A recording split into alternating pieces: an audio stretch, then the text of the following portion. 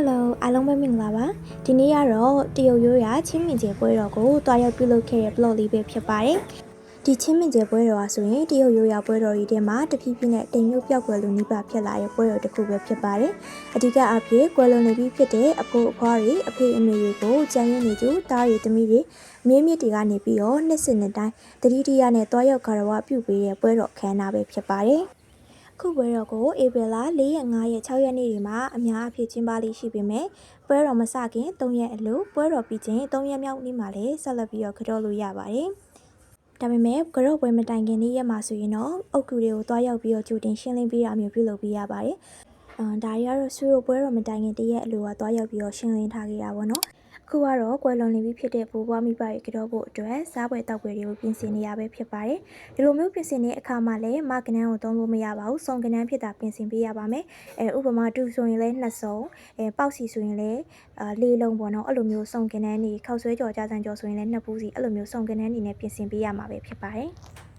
ချင်းမြင့်ကျဲလို့ခေါ်တဲ့တရုတ်ရိုးရာတင်းကျန်းကြော်ပွဲဖြစ်ပေါ်လာပုံကိုအားလုံးလည်းသိကျင်ကြလိမ့်မယ်လို့ထင်ပါတယ်။သူ့အနေနဲ့ဖတ်ဖို့မှတ်ဖို့သမျှကိုအချင်းချုပ်အနေနဲ့ပြန်လည်ရှင်းပြပေးပါမယ်။ချင်းမင်းဆက်ရဲ့နောက်ဆုံးကာလတွေမှာလျိုပန်းနဲ့ချူနိုင်ငံရဲ့ဘုရင်တို့ကအပြည့်အထန်စစ်ပွဲတွေဖြစ်ပွားခဲ့တယ်။အချိန်တော်ကြာစစ်ပွဲတွေဖြစ်ပွားပြီးတဲ့နောက်မှာတော့လျိုပန်းကဟန်မင်းဆက်ရဲ့ပထမဆုံးဧကရီဖြစ်လာခဲ့တယ်။အဲ့ဒီချိန်မှာလျိုပန်းကသူစစ်ပွဲဖြစ်ပွားနေချိန်ကာလအတွင်းမှာသူ့ရဲ့မိဘဘိုးဘွားတွေကိုမကတော့လိုက်ရဘူးပဲเนาะအဲ့တော့သူကဘုရင်ဖြစ်လာတဲ့အချိန်မှာသူ့ရဲ့မိဘတွေကိုပြန်ပြီးတော့အောက်မေ့တတိယပြီးတော့ကတော့ကျင်တဲ့အချိန်မှာသူ့မိဘတွေကိုမြုပ်နှံထားတဲ့အုပ်ကူတွေကိုလိုက်ရှာခဲ့တယ်ဒါပေမဲ့အချိန်ကာလကလည်းအတော်ကြာမြင့်နေပြီးစစ်ပွဲတန်တွေကြောင့်အုပ်ကူတွေကပြိုပြက်ပျက်စီးနေတဲ့အတွက်သူကရှာမတွေ့ခဲ့ဘူးပေါ့နော်နောက်ဆုံးမှာလူအင်အားစစ်တီအင်အားတွေတုံးပြီးရှာပေးမဲ့လည်းရှာမတွေ့ခဲ့ဘူးသူကဒီချိန်မှာဝမ်းနေချင်းကြီးစွာဖြစ်လာပြီးတော့သူ့ရဲ့အိတ်ထဲမှာပါလာတဲ့စက်ကူရွက်ကလေးကိုထုတ်တယ်ပေါ့နော်အဲ့ဒီစာရွက်ကလေးကိုဒိတ်တန်နဲ့တစ္ဆာပြုတ်ပြီးတော့လေထဲကိုလွှတ်လိုက်တဲ့အခါမှာဒီမိုးနဲ့မင်းကနေပြီးတော့အဲ့ဒီစက်ကူလေးကိုယူပြီးတော့သူ့မိဘရဲ့အုတ်ကူပေါ်မှာတွားပြီးထားပေးခဲ့တယ်ပေါ့နော်လေပေါ်မှာလွတ်ပြီးတော့အဲ့ဒီအုတ်ကူလေးပေါ်မှာရောက်သွားတယ်ဒီစာရွက်ကလေးကအုတ်ကူပေါ်ကနေဘလောက်ပဲလေတိုက်ပြုတ်ကျသွားတာမျိုးလွန့်ထွက်သွားတာမျိုးမရှိခဲ့ဘူးအဲ့ဒီနောက်မှာလျူပန်းကအုတ်ကူကိုတွားပြီးတော့ထိလိုက်တဲ့အခါမှာသူ့မိဘတွေအားလုံးကိုဒီမပြတ်စည်းသေးတဲ့အနေအထားနဲ့ပေါ့နော်အဲ့လိုအနေအထားနဲ့တွားပြီးတွေ့ခဲ့ရတယ်အဲ့ဒီအချိန်မှာပဲပြိုပြက်ပျက်စီးနေတဲ့အုတ်ကူတွေကိုအသစ်ပြန်ဆောက်မိဘဘိုးဘွားတွေကြောတဲ့အလေးထားဆိုရင်ဒီမင်းဆက်ကနေစပြီးတော့စတင်ဖြစ်ပေါ်လာခဲ့တာဖြစ်ပါတယ်အခုကြော့ပွဲမှာပါဝင်တဲ့အစားအသောက်လေးတွေကအတိအကျသတ်မှတ်ထားတာမျိုးတော့မရှိပါဘူး။ကွယ်လွန်သူတွေအသက်ရှိစဉ်ကကြိုက်နေတတ်ခဲ့တဲ့အစားအသောက်လေးတွေကိုကျန်ရည်သူမိသားစုကနေတတိတရနဲ့ယူဆောင်လာပေးတာပဲဖြစ်ပါတယ်။အခုပြင်ဆင်နေရတော့ကွယ်လွန်သွားတဲ့အဖေဘက်က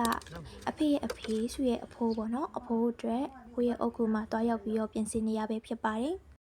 ဒီလိုမျိုးပြင်ဆင်တဲ့အခါမှာအထူးအရေးကြီးဆုံးချက်ကတော့မုံပွဲတွေကိုနှစ်နေရာစာပြင်ပေးရပါတယ်။တစ်ခုကကျတော့ထွတ်တီကုန်းလို့ခေါ်တဲ့မြေဆောင်တဲ့အတွက်ဖြစ်ပြီးတော့တစ်ခုကတော့ကွယ်လွန်သူဘိုးဘွားတွေအတွက်ဖြစ်ပါတယ်။ဘာဖြစ်လို့ထွတ်တီကုန်းကိုဒီလိုမျိုးပူဇော်ကြောပါလဲဆိုရင်ထွတ်တီကုန်းမြေဆောင်တဲ့ကဆိုရင်ကွယ်လွန်သွားတဲ့ဘိုးဘွားတွေကိုသူ့ရဲ့အုပ်ကူရှိရာကိုလမ်းပြခေါ်ဆောင်ပြီးသွားတယ်ဆိုရင်အယူအဆရှိလို့ပါ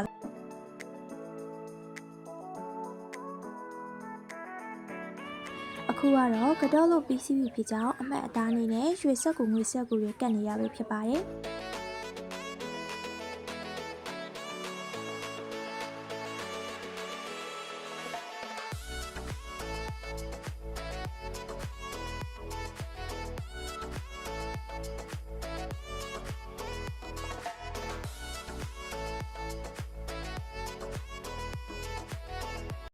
ကတော့ before and after ပုံလေးပဲဖြစ်ပါတယ်အခုဆိုရင်တော့အုတ်ကူလှလှလေးရသွားပါပြီ